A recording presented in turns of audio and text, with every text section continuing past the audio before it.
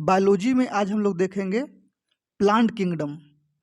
और बायोलॉजी का ये कितना इम्पोर्टेंट चैप्टर है, इसके लिए कहने के लिए शब्द नहीं है।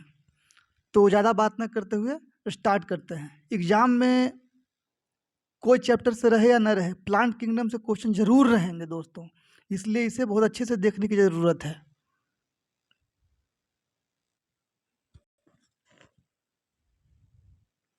बुक्स को उठाने के पहले अगर जो मैं बता रहा हूँ इस वीडियो में, अगर उसको अच्छे से ध्यान से सुनेंगे तो प्लांट किंगडम आपका बहुत अच्छे से क्लियर हो जाएगा। और ये इस वीडियो को सुनने के बाद और अच्छे से समझने के बाद जब आप बुक्स को उठाएंगे किसी भी कंपटीशन के लिए, तो आपको बहुत अच्छे से समझ में आएगा। तो चलिए स्टार्ट करते हैं। बात करते हैं पौधे के हरे भाग के लिए। तो पौधे के हरे भाग में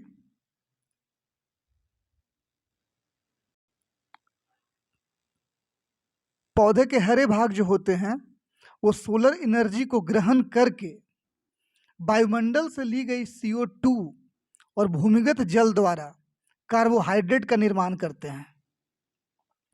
इस प्रोसेस में ऑक्सीजन बाय प्रोडक्ट के रूप में निष्कासित होता है। पौधों में यह प्रोसेस क्लोरोफिल की उपस्थिति में होती है। यह पौधे के हरी पत्तियों में पाया जाता है तथा इसका रंग हरा होता है। ठीक है दोस्तों, तो याद हो गया होगा आप। पौधे के हरे भाग जो होते हैं वो सनलाइट को ग्रहण करके वायुमंडल से वो CO2 लेता है और जमीन से जड़ के द्वारा वो जल लेता है। और क्या करता है पौधा, हरा पौधा कार्बोहाइड्रेट का निर्माण करता है, जिसको हम पौधे के भोजन के रूप में जानते हैं। इस प्रोसेस में क्या होता है, इस प्रोसेस में ऑक्सीजन निकलता है, यानी कि आउटपुट के रूप में या बाय प्रोडक्ट के रूप में क्या निकलता है, ऑक्सीजन निकलता है। पौधों में यह प्रोसेस क्लोरोफिल की उपस्थिति में होती है। हरे पौधे में क्या होता है, क्लोरोफिल होता है, और क्लोरोफिल की उपस्थिति में ही ये हो सकता है। और यह जो क्लोरोफिल है वो पौधे के हरे पत्तियों में पाया जाता है। और इसका रंग कैसा होता है, इसका रंग होता है हरा। तो क्लोरोफिल का सूत्र होता है दोस्तों, क्लोरोफिल का सूत्र याद करना है बहुत ज़रूरी है, क्योंकि कभी कभी एग्जाम में पूछ दिया करता है, पूछ देगा क्लोरोफिल का केमिकल फॉर्मूला क्या होता है। तो इसका होता है C55H72O5N4Mg। ध्यान से सुनिएगा, फिर से मैं एक बार रिपीट कर रहा हूँ। क्लोरोफिल का जो सूत्र होता है वो क्या होता है, C55H72O5N4Mg। ठीक है, क्लोरोफिल। तो इससे क्लियर हो गया कि क्लोरोफिल में मैग्नीशियम धातु पाया जाता है। यह आपको अच्छे से याद हो गया होगा, एग्जाम में पूछता है कि क्लोरोफिल में कौन सी धातु पाई जाती है, तो मैग्नीशियम पाई जाती है। या यहीं से क्लियर हो गया। क्लोरोफिल का सूत्र कितना होता है, C55H72O5N4Mg। ठीक है, आगे बढ़ते हैं। क्लोरोफिल जो होता है प्रकाश संश्लेषण में उपस्थित लाल रंग को सबसे अधिक अवशोषित करता है। यह भी ध्यान देने वाली बात है। क्लोरोफिल जो होता है वो प्रकाश संश्लेषण में उपस्थित लाल रंग को सबसे अधिक अवशोषित करता है, और उसके बाद करता है नीला को, फिर बैगनी को करता है।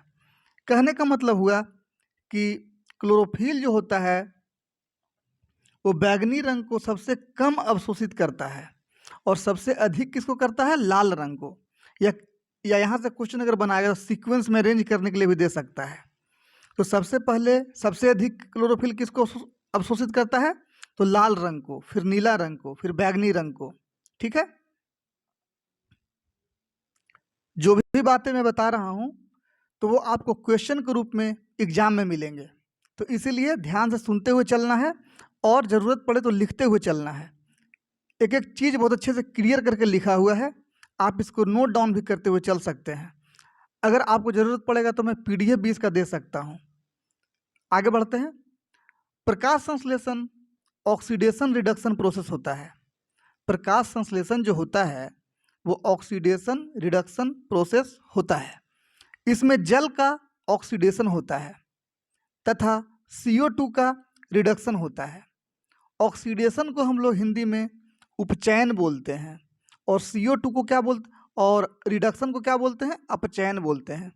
यानी कि जल का उपचयन होता है, ऑक्सीडेशन, एवं CO2 का रिडक्शन होता है, अपचयन। ठीक है, ऑक्सीडेशन मीन्स उपचयन और रिडक्शन मीन्स अपचयन। तो इस बात को याद रखिएगा। CO2 का रिडक्शन शर्करा निर्माण में होता है। CO2 का जो रिडक्शन होता है यानी कि अपचयन होता है वो शर्करा के निर्माण में होता है, ग्लूकोज के निर्माण में होता है। शर्करा को इंग्लिश में क्या बोलते हैं, ग्लूकोज बोलते हैं। ठीक है, उत्तक के अध्ययन को क्या बोलते हैं, उत्तक, यानी कि इंग्लिश में उत्तक को क्या बोलते हैं, टिश्यू बोलते हैं। तो उत्तक के अध्ययन को क्या बोलते हैं, हिस्टोलॉजी। क्या बोलते हैं, हिस्टोलॉजी बोलते हैं। तो इस बात को याद रखिएगा। आगे बढ़ते हैं। प्लांट टिश्यू जो होता है वो दो प्रकार का होता है। प्लांट टिश्यू को हम लोग पादप उत्तक भी बोलते हैं और ये दो प्रकार का होता है। एक होता है मेरिस्मेटिक टिश्यू और दूसरा होता है परमानेंट टिश्यू। मेरिस्मेटिक टिश्यू जो होता है यह प्लांट के अंगों की वृद्धि करता है। मेरिस्मेटिक टिश्यू क्या करता है, वो प्लांट के जितने भी अंग होते हैं उसके डेवलपमेंट में काम आता है, उसको वृद्धि करता है, उसका ग्रोथ करता है। ठीक है, वहीं अगर हम परमानेंट टिश्यू की बात करें तो इसे दो पार्ट में डिवाइड किया गया है। पहला सिंपल टिश्यू और दूसरा कॉम्प्लेक्स टिश्यू। सिंपल टिश्यू को हिंदी में सरल उत्तक बोलते हैं और कॉम्प्लेक्स टिश्यू को हिंदी में क्या बोलते हैं, जटिल उत्तक बोलते हैं। तो आइए आगे देखते हैं। हर एक पॉइंट से दोस्तों क्वेश्चन बनेगा, इसलिए एक एक पॉइंट को क्लियर करते हुए चलना है। ये जो नोट्स जो हम लोग डिस्कस कर रहे हैं यह बहुत सारे बुक्स का कलेक्शन है। बहुत ही सिंपल तरीके से ये नोट्स बनाया हुआ है ताकि आपको समझने में बहुत ही आसानी हो।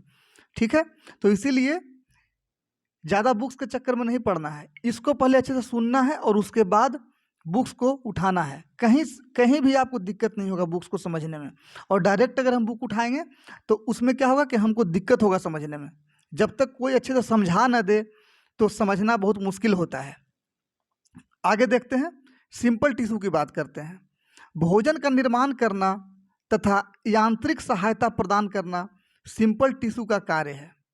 सिंपल टिश्यू का क्या कार्य है, तो सिंपल टिश्यू का यही कार्य है कि वो भोजन के निर्माण में मदद करता है, पौधों को भोजन के निर्माण में क्या करता है, मदद करता है, और साथ साथ यांत्रिक सहायता प्रदान करता है, मतलब उसको खड़ा होने में मदद प्रदान करता है। कौन, सिंपल टिश्यू। तो सिंपल टिश्यू के बारे में बस इतना ही जानिए कि भोजन का निर्माण करता है और यांत्रिक सहायता प्रदान करता है, उसे हम सिंपल टिश्यू कहते हैं। क्वेश्चन आ सकता है कि भोजन के निर्माण में कौन सा टिश्यू काम करता है, तो सिंपल टिश्यू करता है। फिर पूछ देगा यांत्रिक सहायता प्रदान करना किस टिश्यू का काम है, तो सिंपल टिश्यू का काम है। तो ये दो काम जो होता है वो सिंपल टिश्यू का काम होता है, भोजन का निर्माण और यांत्रिक सहायता प्रदान करना। ठीक है, अब बात करेंगे कॉम्प्लेक्स टिश्यू का। तो कॉम्प्लेक्स टिश्यू का जो कार्य होता है वो जल तथा खाद्य पदार्थों का पौधों के अन्य अंगों में संवहन करने का काम होता है, यानी कि भेजने का काम होता है।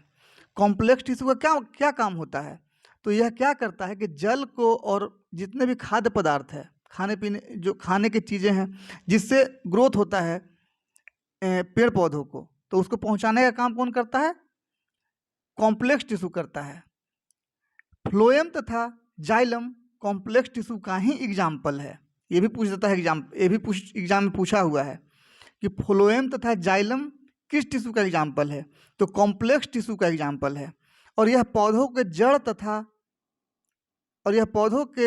जड़ तना तथा पत्तियों में पाया जाता है।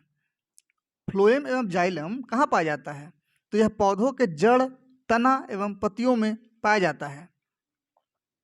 कॉम्प्लेक्स टिश्यू किसे कहेंगे, कॉम्प्लेक्स टिश्यू के दो एग्जाम्पल हैं, फ्लोएम एवं जाइलम। फ्लोएम क्या करता है, पोषक तत्व एवं खनिज पदार्थ का संवहन करता है, फ्लोएम क्या करता है? पोषक तत्व एवं खनिज पदार्थ का संवहन करता है। जाइलम की बात करें तो जाइलम जल का संवहन करता है, जैसे जाइलम जैसे जल, ये याद रखिएगा। जैसे जाइलम जैसे जल, यानी कि जल का संवहन हो गया। अब फ्लोएम फैलाता है, फ से फ्लोएम, फ से फैलाता है, पोषक तत्व एवं खनिज पदार्थ को फैलाता है। जाइलम हमको याद रहेगा कि जैसे जाइलम जैसे जल, तो फ्लोएम बच गया पोषक तत्व और खनिज पदार्थ। तो इस चीज़ को याद रखना है। जहाँ जहाँ पर ट्रिक यूज होगा वहाँ पे मैं बता दिया करूँगा, ठीक है।